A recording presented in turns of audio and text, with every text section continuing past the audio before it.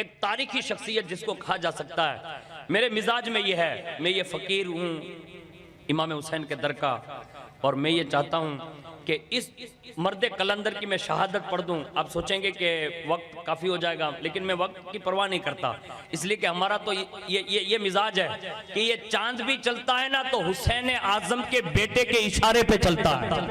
ہاں، غوث پاک کی اجازت سے یہ چلے گا، اگر امام حسین چاہیں گے نا تو غوث پاک خود ہی وقت میں برکت کروا دیں گے۔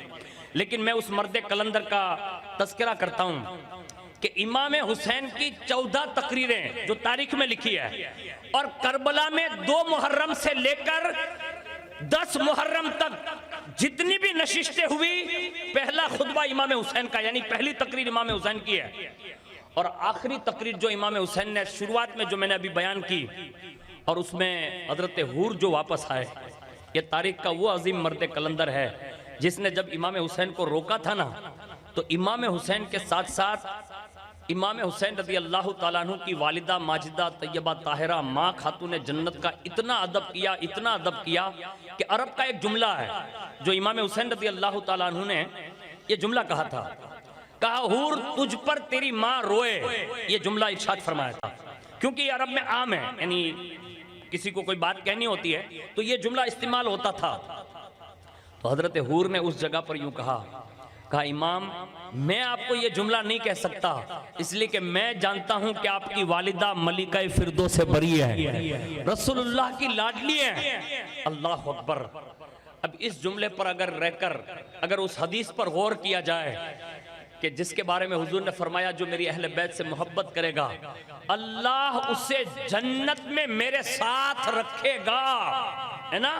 تو قدرت نے اسی دن فیصلہ کر لیا تھا، کہا حور اگر تو میرے محبوب کی شہزادی کا ادب کرتا ہے اور تیرے سینے میں میرے محبوب کی شہزادی کا ادب باقی ہے تو حور تو اگرچہ لشکر یزید میں رہے گا لیکن جہنم میں نہ جانے دوں گا، جنگ شروع ہونے سے پہلے ان جہنمیوں سے نکال کر تجھے جنتیوں کی صف میں کھڑا کر دوں گا۔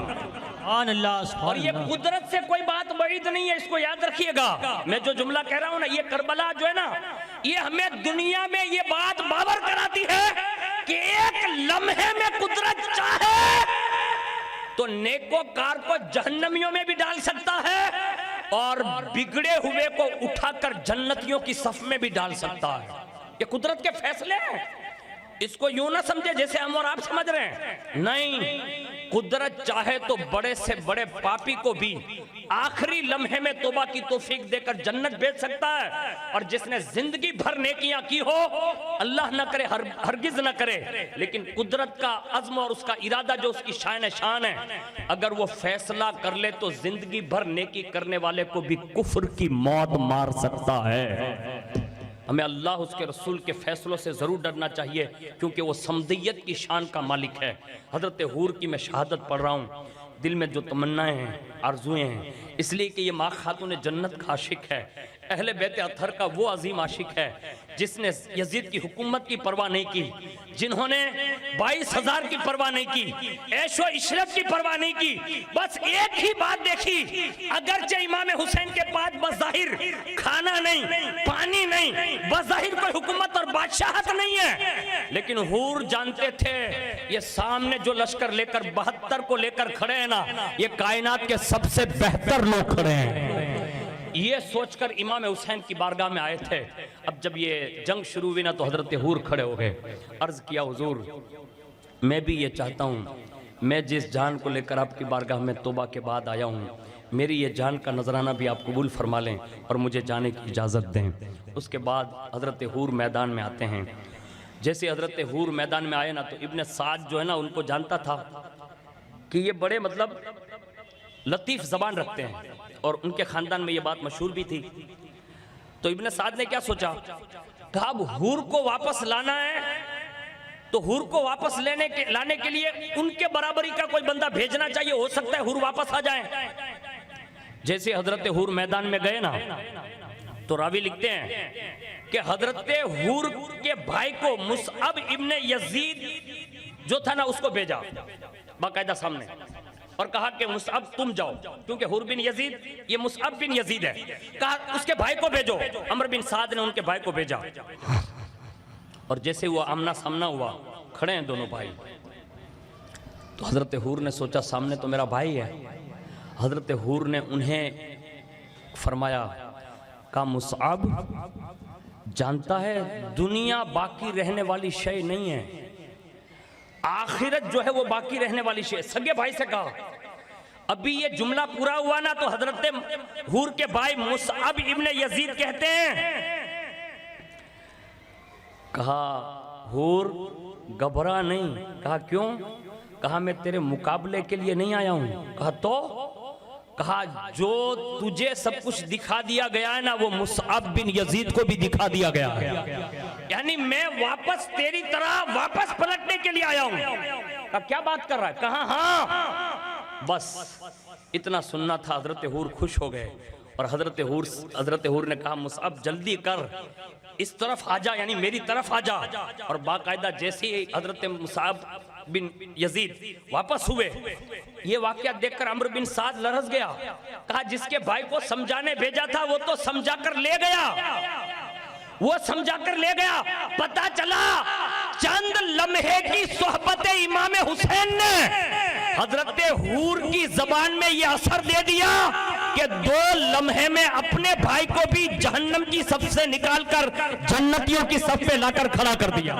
یہ ہے حسینیت، اس کو کہتے ہیں حسینیت۔ یہ کربلا کی تاریخ پڑھ رہا ہوں میں، یہ حسینیت ہے۔ ابن سعد لرز گیا، گھبرا گیا، کہ یہ کیا ہوا؟ ان کو تو بھیجا تھا لانے کے لیے، خود ہی چلا گیا۔ ایک شخص کو منتخب کر کے بھیجا، کہا جا جا جلدی کر، حور اور اس کے بھائی کو سمجھا بجھا کر لیا اور اپنی موافقت میں بات کر اور انہیں واپس لیا۔ اگر یہ تیری بات نہ مانے تو دونوں کے سر کاٹ کر لیا۔ اب وہ یزیدی خبیث آیا اور حضرت حور سے کہنے لگا، حور تیری دانائی بڑی فخر والی تھی، ہم لوگ تو یہ سمجھتے تھے تو بڑا عقل مند ہے، آج تو نے کمال نادانی کی ہے۔ اس لشکر جرار یعنی یزید کے لشکر کو چھوڑ کر، یزید کے انعامات، حکومت کی لالچوں کو چھوڑ، یہ عیش و عشرت والی زندگی کو چھوڑ کر ان مسافر لوگوں کے ساتھ تو نے اپنے آپ کو ساتھی بنا لیا، اور وہاں تو سکھی روٹی بھی نہیں ہے، ٹکڑا بھی پانی، یہ روٹی کا ٹکڑا نہیں ہے، پانی نہیں ہے، مجھے تو تیری نادانی پر افسوس ہو رہا ہے۔ جب اتنا اس خبیث نے کہا نا تو حضرت حور نے کہا، اے بے عقل نصیحت کرنے والے، تجھے اپنی نادانی پر رنج ہونا چاہیے، یعنی تجھے اپنی نادانی پر رنج ہونا چاہیے۔ سن حور نے کس چیز کا انتخاب کیا ہے، سنیے گا۔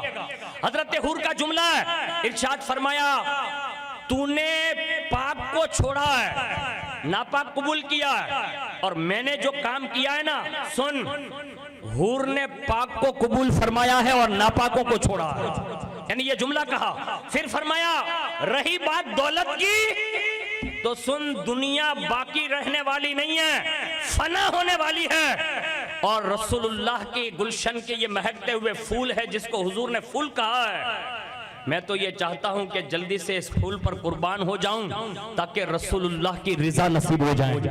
یہ حضرت حور نے یہ بات کہی، اور وہ یزیدی خبیث جانتا تھا کہ کسی بھی طرح جو ہے حور واپس نہیں آئیں گے۔ اس کے بعد حضرت حور نے کہا، اے کم ہمت، اس حوصلے پر جو تو مجھے دلوا رہا اس پر لعنت ہے۔ اب وہ بندہ سمجھ گیا، یزیدی بندہ، اس نے کہا کہ یہ چرب زبان ہے، یہ واپس نہیں آئیں گے، اور اہل بیت کی محبت ان کے دل میں اتر چکی ہے، اور ان کا سینہ علی رسول کی محبت سے بھر گیا ہے۔ یہ باتیں کرتے کرتے دھوکے سے ایک تیر حضرت حور کے سینے پر وہ مارتا ہے۔ حضرت حور نے زخم کھا کر اس یزیدی کے سینے پر بھی وار کیا، اس کے سینے سے وہ وار پار ہوا اور اسے گھوڑے کی زین سے اٹھا کر زمین پر پٹک دیا۔ اس شخص کے جو سمجھانے آیا تھا نا، اس کے 3 بھائی یک بارگی حضرت حور پر دوڑ پڑے اور حملہ آور ہوئے۔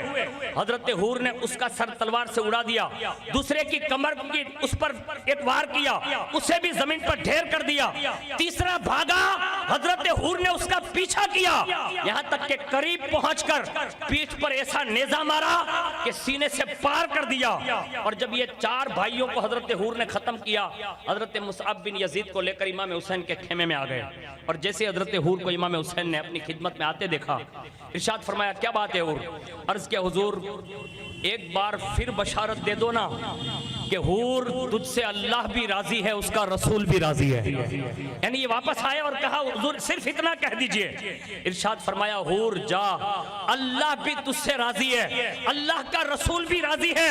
اور فرمایا نعم انت حور، فرمایا بے شک اب تو جہنم سے بھی آزاد ہے. یعنی جنت کی بشارت بھی پس پردہ، یعنی جہنم نہیں جائے گا، اس کا مطلب یہ ہوا جنت جائے گا. کہا حور جا تو جہنم سے بھی آزاد ہے. اور اس کے بعد پھر امام علی مقام رضی اللہ تعالیٰ عنہ کی اجازت لے کر اور آخری سلام کہہ کر یزیدی لشکر میں آئے اور پھر حملہ کیا. کشتوں کی کشتے لگا دیے. اچانک ایک یزیدی نے گھوڑے دھوکے سے آپ کے گھوڑے کے پاؤں کاٹ دیے اور بھاگ کر یزیدی لشکر میں وہ بندہ چھپ گیا. حضرت حور کو پیدل کر دیا.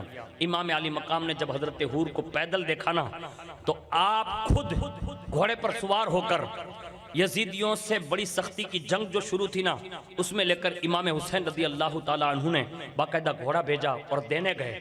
حضرت حور پھر واپس گھوڑے پر سوار ہوئے اور اس کے بعد جنگ لڑے.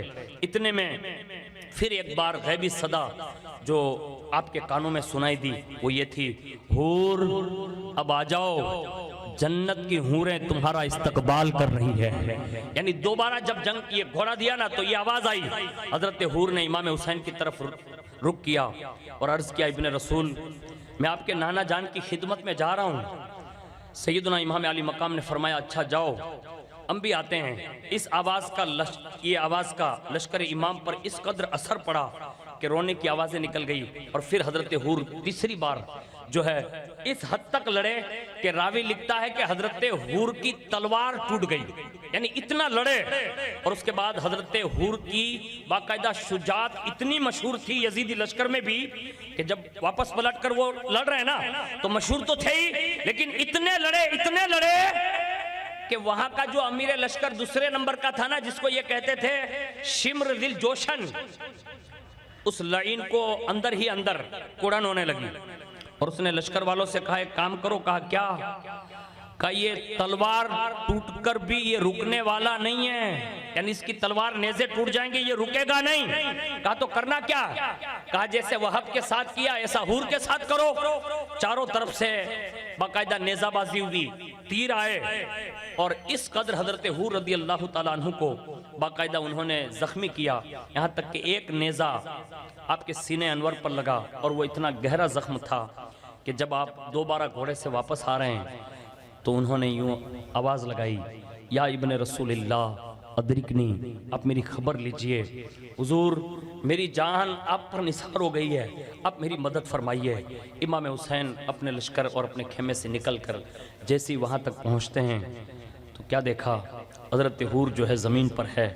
امام حسین نے ان کا سر جو ہے جسم اقدس کے ساتھ اپنی گود میں رکھا اور جیسے امام حسین نے اپنی گود میں ان کا سر ابھی رکھنا تھا کہ حور نے آنکھیں کھولی اور مسکراتے ہوئے عرض کیا کہ شہزادہ رسول ایک بار حور کو جاتے جاتے اتنا کہہ دو نا کہ حور حسین تجھ سے راضی ہے. یہ تمنا کی کہ صرف اتنا کہہ دو کہ آپ مجھ سے راضی ہیں. امام علی مقام کی آنکھوں میں آنسو آ گئے. روئے امام حسین اور فرمایا حور میں بھی راضی ہوں، میرا رب بھی راضی ہے اور میرے نانا جان محمد الرسول اللہ بھی راضی ہے. یہ کہا اور بس اسی جملے کے ساتھ حضرت حور رضی اللہ تعالی عنہ شہادت پا جاتے ہیں. انا للہ و انا الیہ راجعون.